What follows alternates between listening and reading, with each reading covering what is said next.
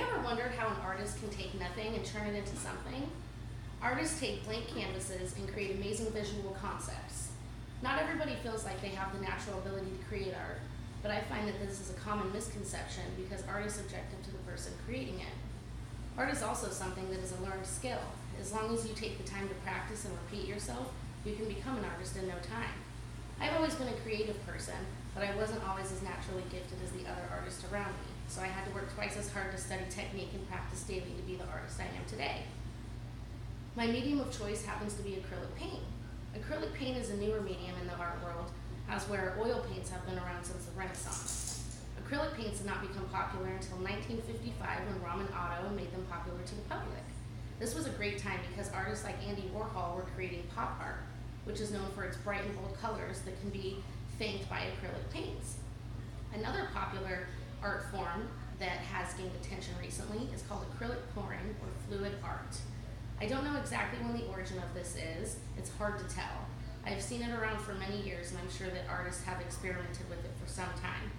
It's actually a very easy project for anybody to do. You just have to have the right tools and know the instructions, and you can leave with your own painting. The process that we need to do is learn all the supplies needed. I'm going to show you 3 different techniques that you can try and the step-by-step process to making your own acrylic painting. Once you get started, it's going to be hard to stop. Acrylic pouring is very addictive, but it's also a fun, therapeutic way to show off your artistic side. So come on, let's get started so you can get your art gallery going. So today what I have in front of you is all of the supplies needed to make this painting. The most important thing is something to pour your painting on. You can do it on canvas or you can do it on wood. So we're going to do a wood slice today. I also have this stand right here so that when I pour, the paint has somewhere to go. So that's the next thing we need is paint.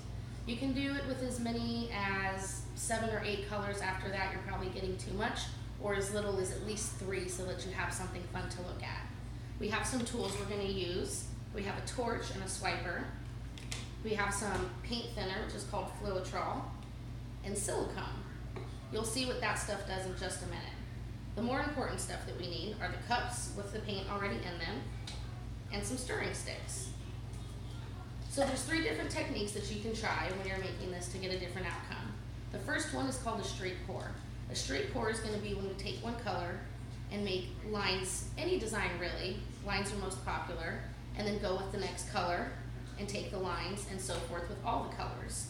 After all the colors are laid down in lines, you're going to take the painting and do a little bit of tilting to get the desired outcome. The second technique that we can do is called a dirty pour. You're also going to take all of these with the additives, which we'll show in a minute, but instead of pouring them separately, you're going to pour them all into one cup, layered on top of each other. So you would pour all of the white in, and then all of the teal in, all of the orange in, and then all of the pink in.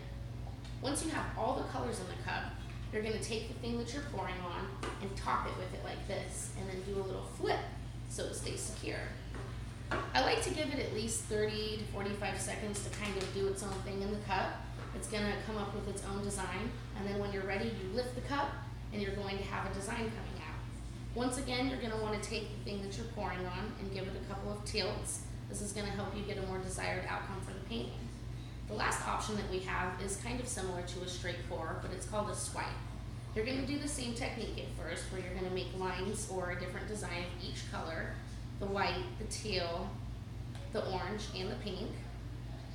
But the difference is we're going to come and use the swiping tool. So once you have all the lines laid out however you'd like, you're going to take a solid color like white or black because it creates the best effect. You're going to line about 1 inch on the edge of the item and take this tool and literally swipe across it. This is going to create a bunch of bubbles, which are called cells, and that's what the silicone helps us get. So those are the 3 different techniques that you can use to actually make one. So let's get into actually making one. Today I picked out some spring colors. I like using negative space with white. Teal is one of my favorites. Orange looked fun, and I love pink. So I'm going to start by showing you I already have the paint in there. You don't need a whole lot. I like to fill up the bottom about 1/2 inch. Sometimes you don't have 1/2 inch of all of your colors. And then you're going to come in with the Floetrol.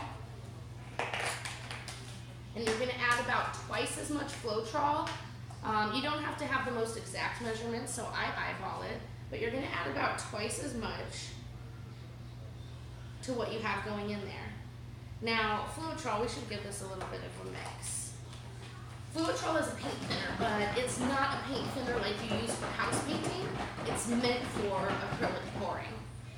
It helps make the paint more fluid, but it helps keep its color. So, there we go. We're gonna add about twice as much to each color. It's okay if it's a little bit more than twice as much. It's really helping the paint spread so that you have enough of it to work with.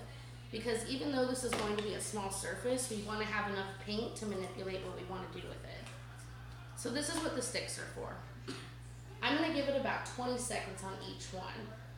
So just a 1 Mississippi, 2 Mississippi, and get it nice and stirred. You could also add the silicone right now, but I like to do it one thing at a time and get the silicone in right after. So we just want to go scrape the sides, scrape the bottom, one way and the other. None of this is too toxic. You don't need a mask, you don't need gloves. Acrylic paint will get on your clothes and it will not come off. So rule of thumb, don't wear something you're not willing to get paint on. So we're going to scrape the sides and the bottom. Make sure it's all nice and mixed. At least a good 20 seconds. I can already tell that it's kind of thinning up. But you can also still see that the colors are nice and bright even though you're mixing white into it. Typically when you add white to paint, it makes it a lighter color, but this isn't adding white. It's adding thinner. Sometimes you gotta switch hands and get in there. Okay, and then our last color, pink. So as soon as we get all of these colors ready, we're gonna add the silicone. So as I said before, the silicone is an additive that I got this at the art store. You add it to the paint so that it creates what I call bubbles, kind of. They're called cells, but they look like bubbles inside of your artwork.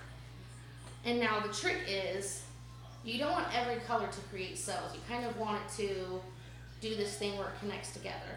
I'm not going to put any in the white, but I'm going to put 1, 2, 3, 4, 5, 6, 7, 8, 9, 10 drops in the teal, 1, 2, 3, 4, 5 in the pink, and 1, 2, 3 in the orange. So I get different outcomes with each color. I'm gonna do just a little mix. It doesn't have to be blended super in there. It's gonna start doing its own thing in the paint. So now that we have all of our paint, we added twice as much Fluitrol. We mixed it for 20 seconds. We did a few drops of each thing, of silicone in each paint. Now it's time to actually get into it. So I've got this set up here, and I'm just gonna do all 3 of the techniques in one for you. So the straight pour that we talked about, we don't really need these anymore.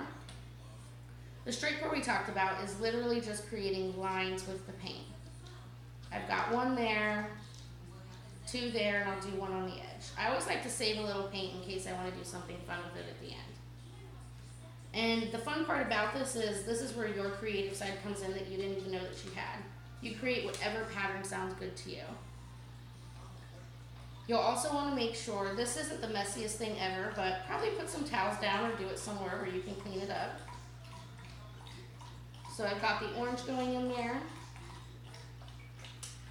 And now I'm going to take my pink and create a little bit of a stripes pattern with that there. So now that's exactly what a straight pour looks like. Now if we take this tool and swipe it, that's going to give us those bubbles. We'll do that at the end. I'm going to throw a little bit of a mix in here with it. So I saved a little bit of paint. I'm going to put a little bit of pink at the bottom, a little bit of orange. It's going to fall underneath, but it's layering itself. Some teal. And this is where I'm going to throw a little bit of white in. And we're going to save some. Now it's already creating its own little design in there. I got to be careful because I've already put some down, but I'm going to tilt this cup and let it sit. This is what a dirty pour looks like. You pour it all in one cup. Remember I said, I like to let it sit for a little bit so it's kind of doing its own thing. The silicone is already in the paint creating those cells and creating its own design. And so we're just going to let it do its own thing for a few seconds. Ooh, this is my favorite part. Okay, are you ready? Boom. And we pull the cup up. It's creating its own really, really pretty design over here. It's got all kinds of cells and colors, and it's falling off and kind of doing its own thing. So you want to let it do that for a minute. You can take it and tilt it, but this is where you want to be very slow because you can lose the design that you have going. So another part that we can add to it is the swipe. That's where you take this and you come down and you just swipe. And that's going to create its own type of design within it too. Now I have more cells happening.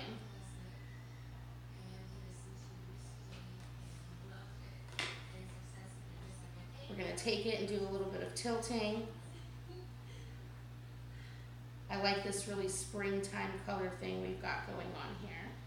So you notice if I tilt it this way, I start to lose the white. If I'm like, oh, I really like that part of it, I can tilt it back and save that part and bring it in a little bit more. Take it through my corners. That's something important too. You always want to make sure that it flows over your edges and gets nice and close so that the design is going everywhere. I'm going to pull the design down to that corner. I'm tilting it back so I can pull the designs down in the bottom corners.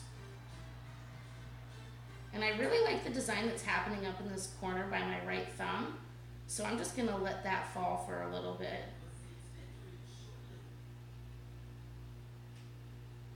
Oh yeah, I'm really digging that. I want some of that to happen into this corner now too. So I'm pulling it down. I don't want to lose these cells I have going in the middle with the pink and orange because I really like them. So I'm trying to be very careful of the way I tilt it. I'm really happy with the way that looks right there, so I'm going to leave it. As soon as you know that you like it, you should leave it because it's easy to take it way too far. And now you're an artist and you know all of the supplies, 3 different techniques, and the step-by-step instructions to make all the acrylic pours your little heart desires. Art is a very fun and therapeutic way to express ourselves and show another side of our personality that we normally wouldn't. So don't be afraid to pick up some paint and show what the artist in you can do for the world.